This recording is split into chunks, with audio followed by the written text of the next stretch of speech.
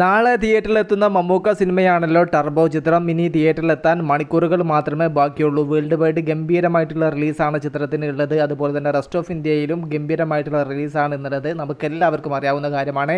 എല്ലാവരും ഉറ്റുനോക്കിയിരുന്നത് കേരളത്തിൽ ഈ ഒരു ചിത്രത്തിന് എത്രത്തോളം സ്ക്രീനും കാര്യങ്ങളെല്ലാം കിട്ടുമെന്നുള്ളതായിരുന്നു. ഇപ്പോൾ ഇത് ആ ഒരു തിയേറ്റർ ലിസ്റ്റ് പുറത്തു വന്നിരിക്കുകയാണ്. കേരളത്തിൽ ആദ്യ ദിവസം 254 തിയേറ്ററിൽ നിന്നും 400-ൽ കൂടുതൽ സ്ക്രീനിലാണ് ആദ്യ ദിവസം ടർബോ കളിക്കാൻ വേണ്ടി പോകുന്നത്. ഈ ആഴ്ച പുതിയ സിനിമകൾ റിലീസ് ആവുന്നുണ്ട്. മന്ദാകിനി, അതോടൊപ്പം തന്നെ ആസിഫ് അലി, ബിജു മേനോൻ കൂട്ടുകെട്ടിലെത്തുന്ന തലവൻ, പിന്നെ കഴിഞ്ഞ ആഴ്ച റിലീസായ പൃഥ്വിരാജ്, ബേസിൽ ജോസഫ് ചിത്രത്തിനും മികച്ച അഭിപ്രായമാണ് ഉള്ളത്. അതോടൊപ്പം തന്നെ ആ ഒരു ചിത്രം സ്റ്റഡി കളക്ഷൻ നിലനിർത്തി ഇപ്പോഴും മുന്നേറുന്നുണ്ട്. അതിൻ്റെ ഒക്കെ ഇടയിൽ ഇത്രത്തോളം തിയേറ്ററും സ്ക്രീനൊക്കെ കിട്ടിയിട്ടുണ്ടെങ്കിൽ അത് വലിയ കാര്യം തന്നെയാണ്. പിന്നെ തിയേറ്ററിൻ്റെ എണ്ണത്തിലല്ലല്ലോ കാര്യം, ജനം സിനിമ കാണാൻ തിയേറ്ററിൽ എത്തുന്നുണ്ടെങ്കിൽ അതിനനുസരിച്ചുള്ള തിയേറ്റർ വേണം.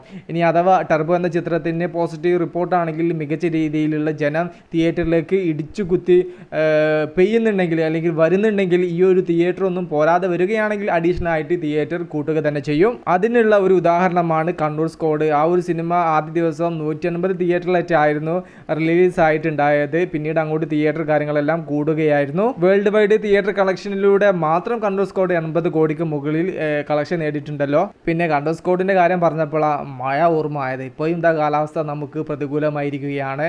എന്നാലും പ്രതികൂല കാലാവസ്ഥയിൽ ബുക്കിങ്ങും കാര്യങ്ങളെല്ലാം വലിയ ഇടിവോ കാര്യങ്ങളോ ഒന്നും സംഭവിച്ചിട്ടില്ല. ഇപ്പോഴും ഈ ഒരു 10:15 സമയത്ത് മണിക്കൂറിൽ 4000-ന് മുകളിൽ ടിക്കറ്റ്സുകൾ ബുക്ക് മൈ ഷോ ആപ്പിലൂടെ മാത്രം സോൾഡ് ഔട്ട് ആവുന്നുണ്ട്.